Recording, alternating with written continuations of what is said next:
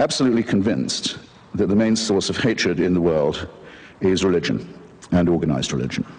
Absolutely convinced of it. And I think it should be religion treated with ridicule and hatred and contempt. And I claim that right. So when I say, as the subtitle of my book, that I think religion poisons everything, I'm not just doing what publishers like and coming up with a provocative subtitle. I mean to say it infects us in our most basic integrity. It says we can't be moral without Big Brother, without a totalitarian permission. It means we can't be good to one another. It means we can't think without this. We must be afraid. We must also be forced to love someone who we fear. The essence of sadomasochism. The essence of abjection. The essence of the master-slave relationship. And that knows that death is coming and can't wait to bring it on. I say this is evil.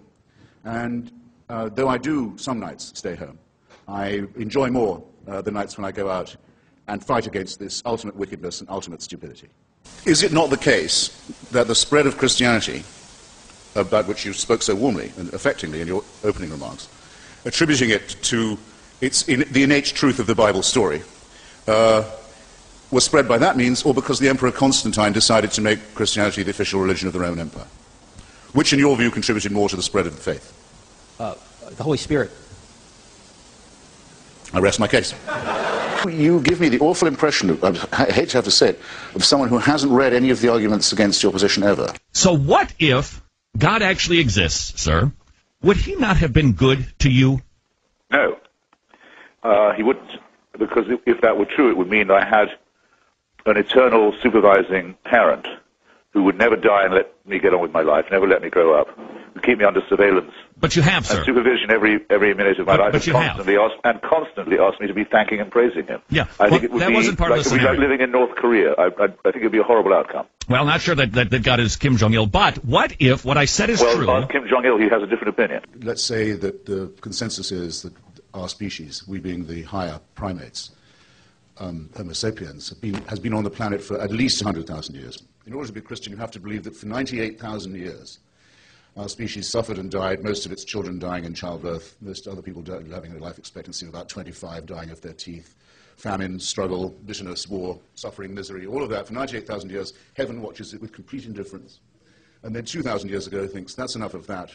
It's time to intervene. The best way to do this would be by condemning someone to a human sacrifice somewhere in the less literate parts of the Middle East. Let's appeal to the Chinese, for example, where people can read and study evidence and have a civilization. Let's go to the desert and have another revelation there. This is nonsense. It can't be believed by a thinking person. If it was true, it would have two further implications. It would have to mean that the designer of this plan was unbelievably lazy and inept, or unbelievably callous and cruel and indifferent and capricious. And that is the case with every argument for design and every argument for revelation and intervention that has ever been made. All of this could be part of a plan. There is no way an atheist can prove it's not. But it's some plan, isn't it, with mass destruction, pitiless extermination, annihilation going on all the time, and all of this set in motion on a scale that's absolutely beyond our imagination, in order that the Pope can tell people not to jerk off.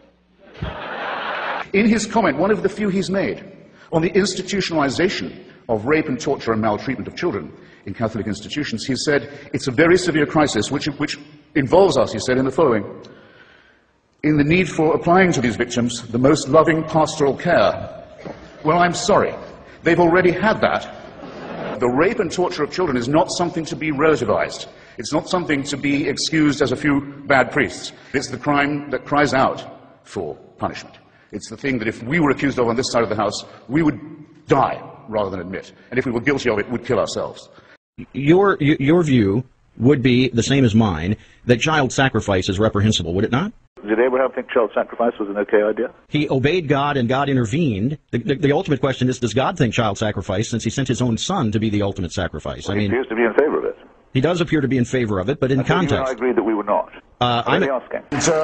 Not scorning the three delightful children who are everything to me and who are my only chance of even a glimpse of a second life, let alone an immortal one. And I'll tell you something, if I was told to sacrifice them to prove my devotion to God, if I was told to do what all monotheists are told to do, and admire the man who said, yes, I'll gut my kid to show my love of God, I'd say, no, fuck you. What about Fräulein Freisel in Austria, whose father, unwilling to get out of the way, kept her in a dungeon where she didn't see daylight for 24 years, and came down most nights to rape and to sodomize her, often in front of the children who were the victims of the previous attacks and offenses. Imagine how she must have begged him. Imagine how she must have pleaded. Imagine for how long. Imagine how she must have prayed every day, how she must have beseeched heaven. Imagine, for 24 years, and no answer at all. Nothing. Now, you say that's all right that she went through that, because she'll get a better deal in another life? I have to ask you, if you can be morally or ethically serious and postulate such a question. No, that had to happen, and heaven did watch it with indifference, because it knows that score will later on be settled. So it was well worth her going through it. She'll have a better time next time. I don't see how you can look anyone in the face, or live with yourself, and say anything so hideously, wickedly immoral as that, or even imply it. There, that's my answer. Do you believe that God, if he's provided everything for you, has rights on your life? No. Because?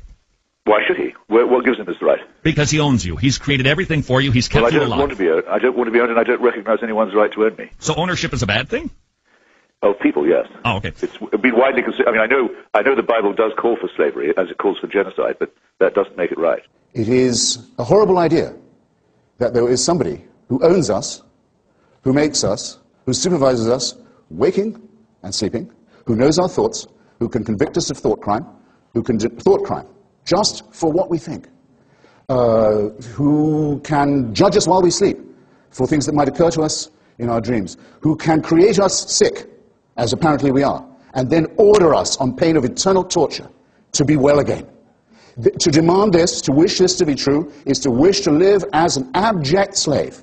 You made the worst concession already. You've already said you're a slave. So, well, absolutely. After that, mere obedience to orders is a small offense. I readily admit that I'm a slave. I'm a slave of the Lord Jesus Christ. And out of your chains.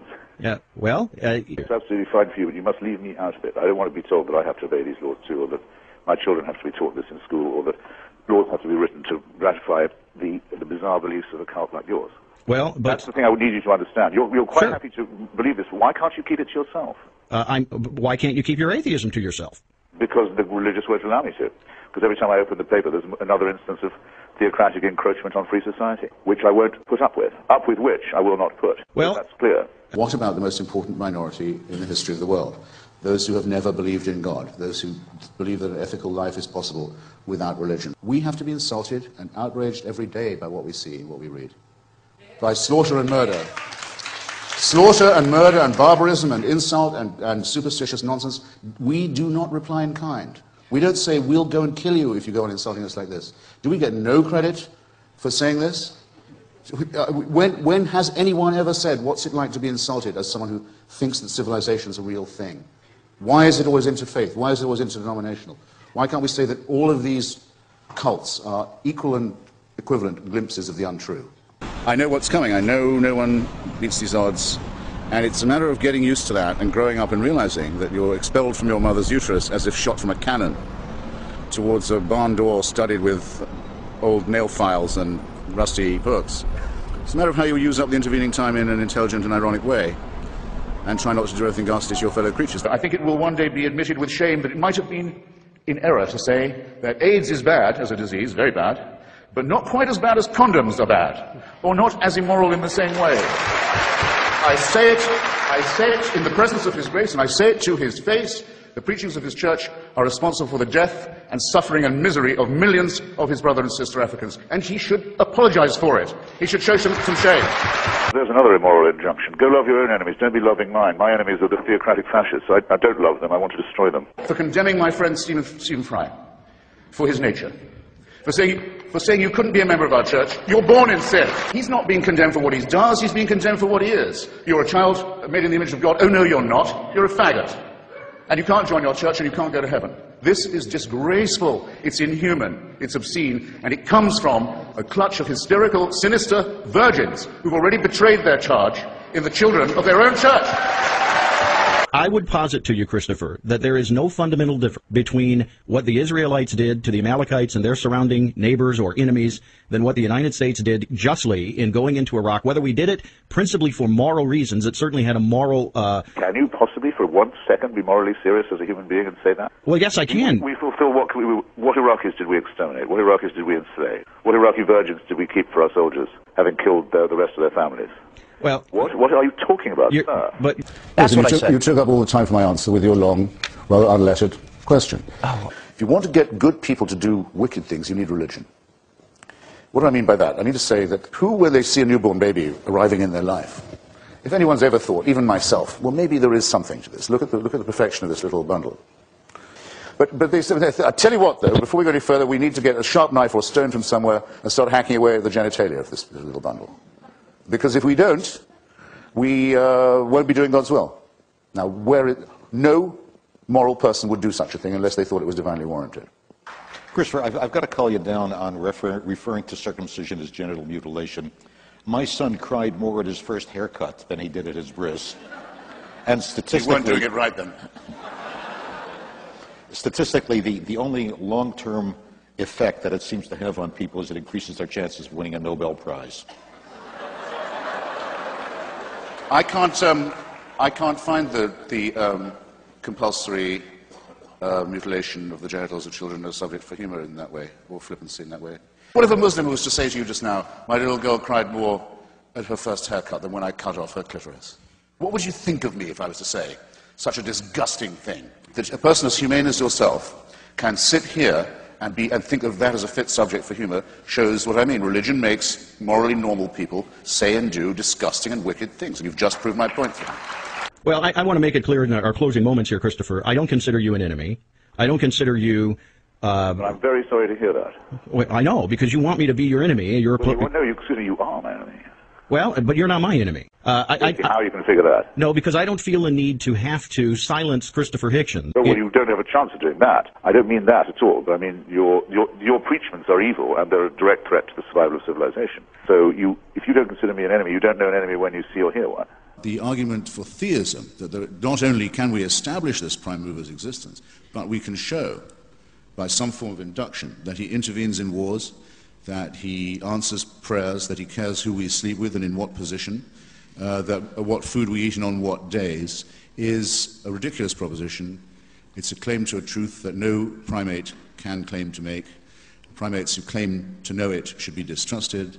Great damage has been done and continues to be done by such people and by such ideas. You're better off thinking for yourself and taking all the risks, and I might add, all the pleasures that will come from that. The most overrated of the virtues is faith. The metaphysical claims of religion are untrue. Thank you.